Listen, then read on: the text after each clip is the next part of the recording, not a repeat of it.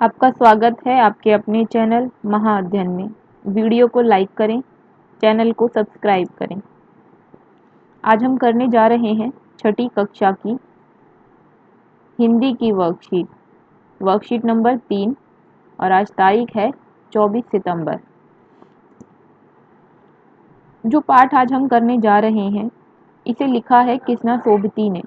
कृष्णा सोबती हमारी एक लेखिका हैं और जिस विधा में उन्होंने यह रचना लिखी है उसे संस्मरण कहते हैं।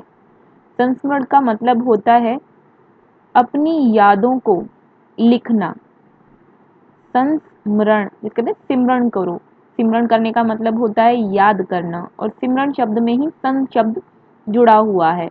तो बीती या भूली बिसरी बातों को याद करके लिखना संस्मरण कहलाता है और यह भी एक संस्मरण है जो आज हम पढ़ने जा रहे हैं।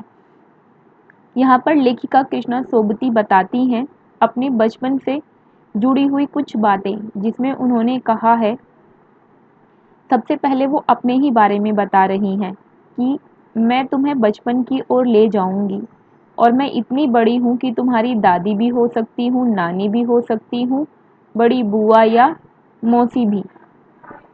और इन्होंने लिखा है कि परिवार में मुझे सभी लोग जीजी कहकर पुकारते हैं। तो कृष्णा सोबती को उनके घर में लोग क्या कहते हैं? जीजी। आगे बढ़ते हैं। हाँ, मैं इन दिनों कुछ बड़ा बड़ा यानी उम्र में सयाना महसूस करने लगी हूँ। सयाना का मतलब होता है समझदार। सीधी सी बात है, जब वो इतनी बड़ी हैं तो उन्हें अपने आप में समझदार होना तो महसूस होगा ही। आगे देखते हैं। शायद इसलिए कि मैं पिछली शताब्दी में पैदा हुई थी। अच्छा, यहीं पर मैं एक सवाल पूछती हूँ। शताब्दी 100 वर्षों का एक समूह होता है। हम कौन सी शताब्दी में हैं, या अगर हमसे कहा जाए हम कौन सी सदी में हैं तो आप क्या बोलेंगे? आपका जवाब होगा कि हम 21वीं सदी में हैं। इसका मतलब हमारी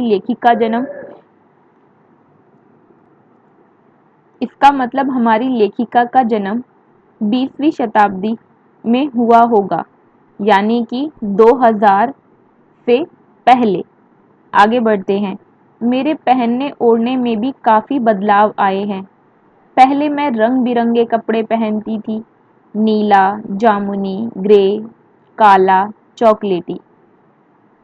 अब मन कुछ ऐसा करता है कि सफ़ेद पहनो, गहरे नहीं, हल्के रंग।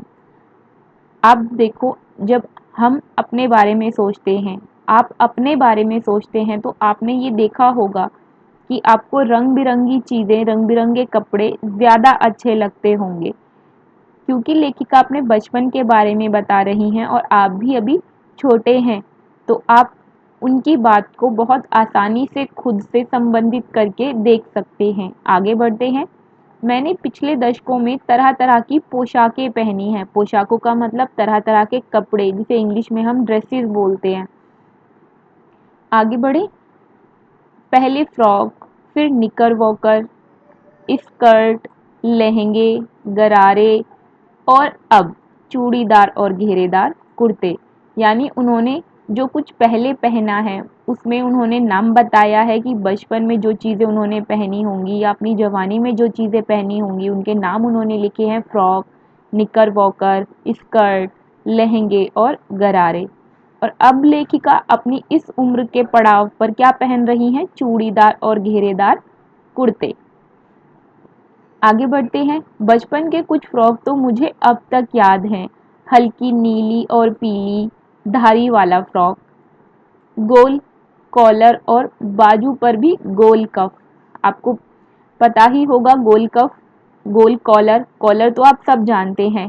कफ आपने देखा होगा, बाजू जो फूली फूली बाजू होती हैं जिसमें बहुत सारी चुन्नटें होती हैं। कफ और गोल कफ जो आपकी कलाई पर आपने देखा होगा। तो इस तरह की चीज़ें हम फ्रॉकों में देखते हैं जो उस ज़माने में चला करती थी, जो लेखिका ने पहनी। हल्के गुलाबी रंग का बारीक चुन्नटों वाला घेरदार फ्रॉक, नीचे गुलाबी रंग की फ्रिल।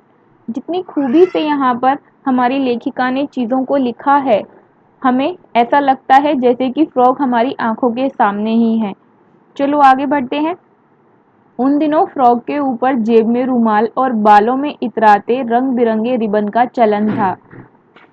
लेमन कलर का बड़े प्लेटों वाला गर्म फ्रॉक जिसके नीचे फर टकी थी। फर आपको पता ही है, हम जब सर्दियों में कुछ कपड़े पहनते हैं उनके अंदर एक सॉफ्ट सॉफ्ट फर लगा होता है, ये उसी फर की बात की जा रही है।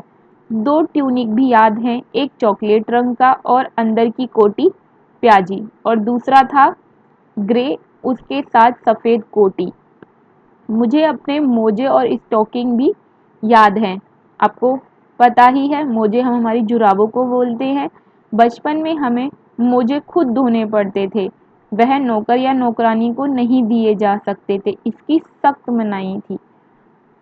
क्योंकि बचपन में लेखिका को मोजे खुद धोने पड़ते थे और क्योंकि वह नौकरानी को नहीं दिए जा सकते थे, घर में इसकी मनाही थी, इसी वजह से लेखिका इतवार की सुबह को इसी काम में लगी रहती और अपनी जुराबों को, मोजों को धो लेने के बाद अपने अपने जूते पॉलिश करके चमकाते। यहाँ पर ये पता चलता है कि लेखिका के साथ उनके जो भी घर में भाई बहन रहे होंगे वो भी इस काम को करते होंगे, क्योंकि यहाँ पर लिखा है अपने अपने जूते पॉलिश करके चमकाते। आगे बढ़ते हैं।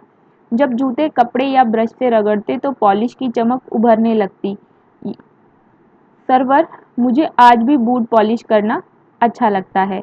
हालांकि अब नई नई किस्म के शू आ गए हैं। शू मतलब जूते।